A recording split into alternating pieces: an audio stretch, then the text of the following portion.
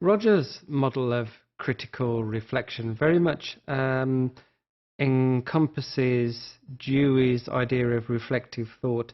And in this model, the reflective process is broken down into 4 phases.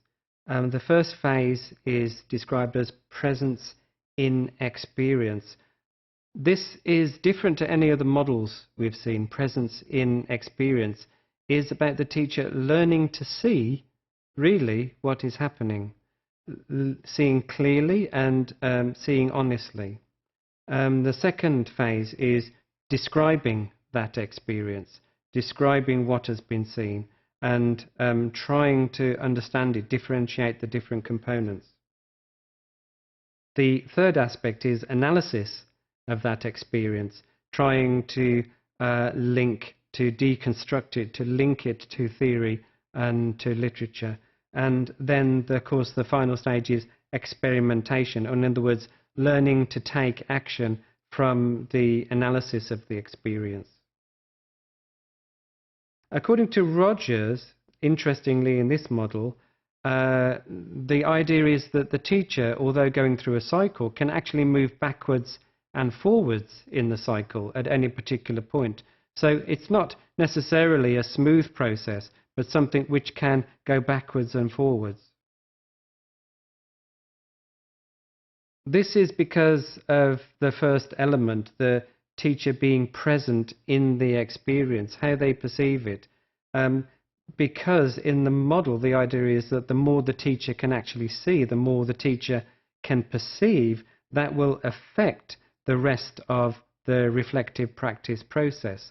So therefore, the teacher may need to move backwards through the model in order to keep perceiving clearly what is really happening, to question their version of reality. So it's very much about learning to see and differentiating the different parts of what happens in the classroom. Describing the experience then is therefore quite complex in this model, because you won't just describe the experience once. You would describe it potentially a number of times, because you'd be moving backwards and forwards through the model. There are a number of descriptions that you could make, and you would be constantly trying to refine the description and refine your perception of what's happening. And what this is very much about is the teacher being very clear about their own perception, their own apprehension of the way they see. This is the cornerstone of this model, and as I said, it's quite different to other models, this being present in the description.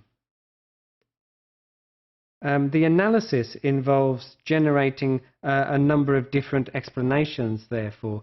There could be explanations from previous descriptions as well as later descriptions, in order to get that very critical, in-depth and honest perspective of what's been going on in the classroom.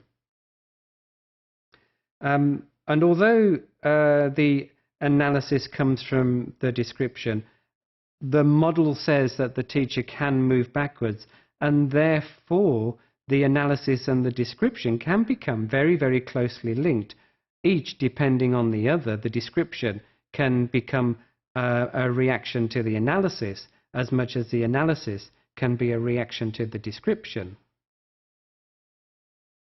And of course, the final phase of reflective practice is about action.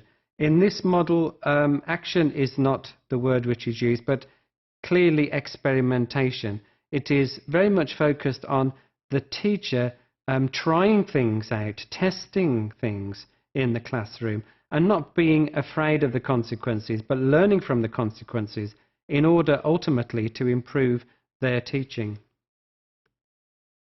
And therefore, what this clearly says about this model is that knowledge is knowledge from experience. Acquired knowledge is not something which is constructed in isolation, but is very much linked to the students that the teacher is working with and colleagues that the teacher interacts with in the school.